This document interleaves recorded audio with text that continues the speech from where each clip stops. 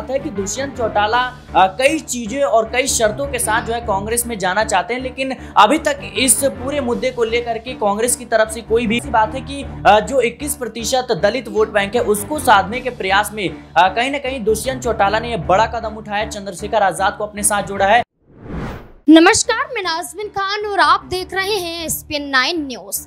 2019 में king maker की भूमिका निभाने वाले जननायक जनता पार्टी प्रमुख दुष्यंत चौटाला एक बार फिर हरियाणा में किंग मेकर की भूमिका अदा करते हुए नजर आ सकते हैं। इस बार दुष्यंत चौटाला ऐसे वर्गों को साधते हुए नजर आ रहे हैं, ऐसे वर्गों के साथ गठबंधन करना चाहते हैं जो सीधे तौर पर भारतीय जनता पार्टी को हरा सके। जहां भारतीय जनता पार्टी और उनके साथ जुड़े हुए निर्दलीय विधायकों में आपसी सहमति बनती हुई नजर नहीं आ रही है, जहां Bharatiya Janata party seat sharing को लेकर अपने ही पूर्व विधायक और मौजूदा विधायकों को नाराज कर सकती है। भारतीय जनता पार्टी कई नए चेहरों को मौका देने के साथ साथ पुराने चेहरों को दरकिनार करती हुई नजर आएगी, तो वहीं दुष्यंत चौटाला ने यह साबित कर दिया है कि अब एक अलग गठबंधन होगा, एक नया गठबंधन होगा और ये गठबंधन हरियाणा में सरकार बनाकर रहेगा।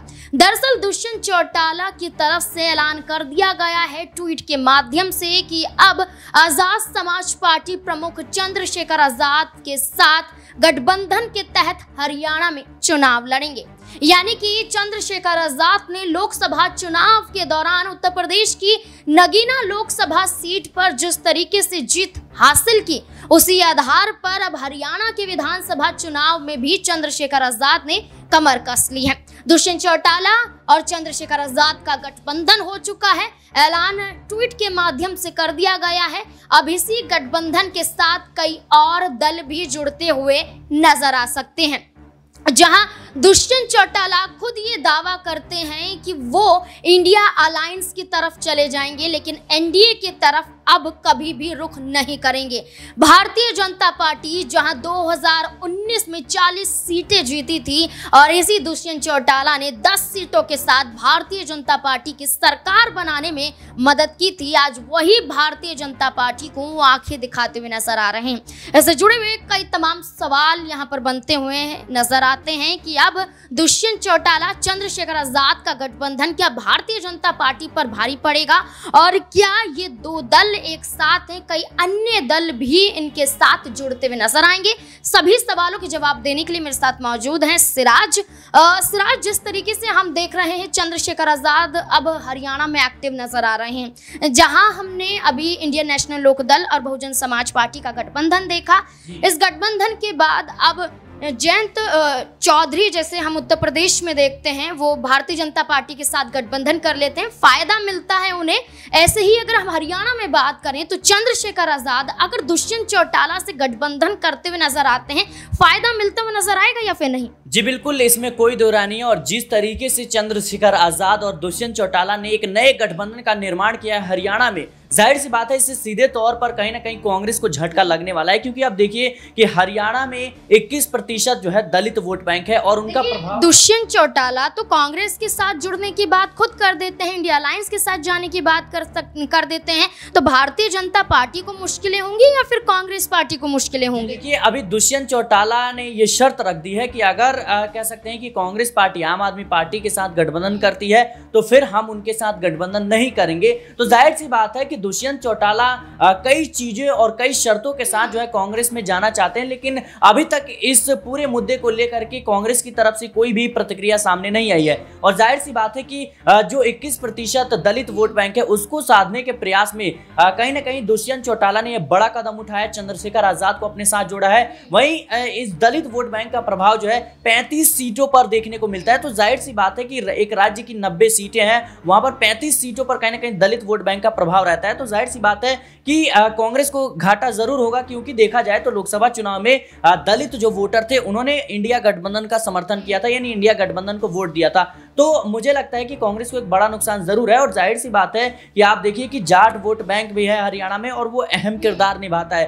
तो दुष्यंत चौटाला के जरिए जो जाट वोट बैंक है और चंद्रशेखर आजाद के जरिए जो दलित वोट बैंक है वो कहीं ना कहीं इस गठबंधन की तरफ रुख कर सकता है। और ये बड़ा नुकसान भारतीय जनता पार्टी के लिए भी है, क्योंकि जाट वोट बैंक कहीं ना कहीं भारतीय जनता पार्टी के साथ भी नजर आया था साल 2019 में। लेकिन अब देखना होगा कि इस गठबंधन के तहत कितनी सफलता हरियाणा की राजनीति में चंद्रशेखर आजाद और दुष्यंत चौटाला को मिलती है। देखिए बिल्कुल, अगर हम हरियाणा की बात करें तो जाट, दलित और यादव ये vote bank Bharatiya Janata party, Congress party ही नहीं बल्कि अन्य पार्टियां भी चाहती हैं कि उनके पाले में आए।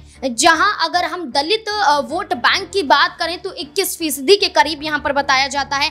जाट वोट बैंक की बात करें तो 22% से भी ज्यादा वोट बैंक हरियाणा में हम देखते हैं। सबसे ज्यादा असर जो है वो जाटों का है। और इसी आधार पर देखा जाए तो जब किसानों का मुद्दा उठा था उस दौरान भारतीय जनता पार्टी को नुकसान झेलना पड़ा था और लोकसभा चुनाव पर भी इसका असर पड़ता हुआ नजर आया था, जहां 10 सीटों पर जीत हासिल 2019 के लोकसभा चुनाव में भारतीय जनता पार्टी ने की थी, वो खिसक कर 5 सीटें हो जाती हैं। सिराज, आम आदमी पार्टी का जिक्र आपने किया, क्या लगता है आम आदमी पार्टी कांग्रेस पार्टी के साथ तो इंडिया अलायंस में नजर आती है?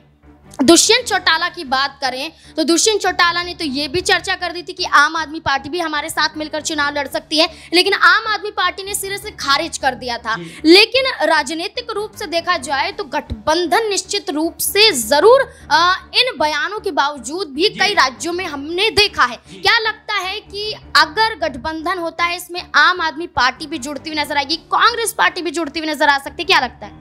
जी बिल्कुल, अभी जो खबरें निकलकर सामने आ रही है कि हरियाणा में दुष्यंत चौटाला लगातार आम आदमी पार्टी के नेताओं के संपर्क में है और कहीं ना कहीं वो गठबंधन करने की पूरी जद्दोजहद कर रही हैं। और जाहिर सी बात है कि जिस तरीके से उन्होंने कांग्रेस के समक्ष एक शर्त रख दी कि अगर वो आम आदमी पार्टी के साथ गठबंधन करते हैं तो फिर जेजेपी उनका साथ नहीं देगी, और अगर आम आदमी पार्टी को अपने साथ नहीं रखते हैं फिर जेजेपी कहीं ना कहीं उनके साथ गठबंधन करती हुई नजर आएगी। तो देखिए अभी जो स्थिति है वो कहीं ना कहीं जननायक जनता पार्टी की नाजुक बनी हुई है। उनके खुद जो तमाम विधायक थे, 7 विधायक करीब जो है वो पार्टी से इस्तीफा दे चुके हैं। ऐसे में इन शर्तों को कह सकते हैं रखना, मुझे लगता है ये सबसे बड़ी गलती दुष्यंत चौटाला की जरूर हो सकती है, क्योंकि आप उस स्थिति में नहीं है जब जो है उन्होंने 10 विधायकों के साथ भारतीय जनता पार्टी को समर्थन दिया था। उस वक्त जो है उनकी बातों को माना जा सकता था, लेकिन अब देखिए राजनीति में विधायक और वोट बैंक और सांसद नेताओं की ही आंकड़ों के हिसाब से कहीं ना कहीं आपको उतना किरदार मिलता है। तो जाहिर सी बात है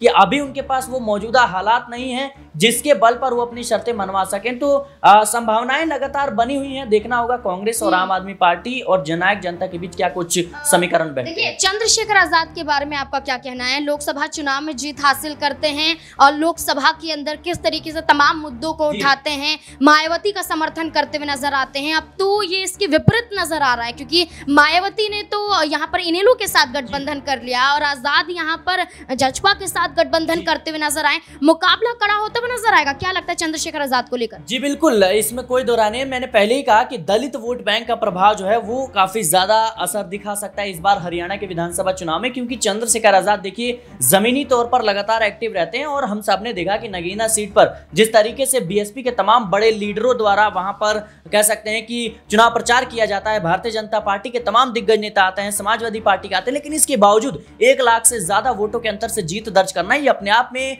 चंद्रशेखर आजाद की काबिलियत को दर्शाता है कि जमीनी तौर पर उन्होंने कितना मेहनत किया था। और जाहिर सी बात है कि हरियाणा विधानसभा चुनाव में भी एक नए कह सकते हैं विस्तार की तरफ बढ़ते हुए नजर आ रहे हैं, एक नए एक्सपेरिमेंट की तरफ बढ़ते हुए नजर आ रहे हैं कि क्या उत्तर प्रदेश के बाद अब उनको और भी राज्यों में कह सकते हैं दलित वोट बैंक है वो उनके साथ जुड़ता हुआ नजर आएगा या नहीं। इसी की खोज में लगातार लगे हुए हैं और देखिए अब जनता तय करेगी कि क्या चंद्रशेखर आजाद पर भरोसा करना चाहिए फिर नहीं करना चाहिए, और जनता ही तय करेगी कि किसके हाथ में सत्ता सौंपनी है किसके हाथ में नहीं। देखिए बिल्कुल, अक्टूबर के महीने में विधानसभा का चुनाव होना है और भारतीय जनता पार्टी के तहत लिस्ट जारी लगभग मानी जा रही है, क्योंकि 23 नाम तय कर लिए गए हैं। औपचारिक रूप से लिस्ट सार्वजनिक नहीं की गई है, लेकिन जिन नामों की चर्चा है इसमें भारतीय जनता पार्टी में फूट पड़ने की कवायद तेज होती हुई नजर आ रही है। इस बीच में जजपा और असपा का गठबंधन ये दर्शाता है कि हरियाणा में हर वोट बैंक पर नजर है और यही नजर दर्शाती है कि हो सकता है कि करिश्मा हो जाए। जो किंग मेकर की भूमिका में नजर आई थी 2019 में, वो आज सत्ता पर काबिज हो जाए और समर्थन कांग्रेस पार्टी का भी मिलता हुआ नजर आ जाए। बेशक आम आदमी पार्टी समर्थन ना दे, लेकिन कांग्रेस पार्टी की तरफ से हमेशा दुष्यंत चौटाला को लेकर ये संकेत दिए गए हैं और दुष्यंत चौटाला ने भी संकेत दिए हैं कि राज्यसभा के लिए उम्मीदवार का नाम अगर कांग्रेस पार्टी आगे करती तो हम समर्थन देने के लिए तैयार थे। लेकिन अब राज्यसभा उम्मीदवार के रूप में भारतीय जनता पार्टी की तरफ से किरण चौधरी का उतरना और निर्विरोध 3 सितंबर को जीत हासिल होती हुई भी नजर आ सकती है, क्योंकि कांग्रेस पार्टी की तरफ से ना तो नाम आगे किया गया और नाम आगे करने की जो कवायद थी, तारीखों का समापन भी हो चुका है। अब ऐसे में अब ये देखना होगा, गठबंधन बड़ा होता जा रहा है। अब दुष्यंत चौटाला और चंद्रशेखर आजाद एक साथ हैं। अब देखना होगा कई और दल भी जुड़ते हैं, जैसा कि दुष्यंत चौटाला और दिग्विजय सिंह चौटाला ने कहा था। अगर ऐसा होता है तो हरियाणा में बदलाव होगा। क्या लगता है आपको? अपनी राय कमेंट सेक्शन में जरूर दें। देखते रहें SPN9 न्यूज। धन्यवाद।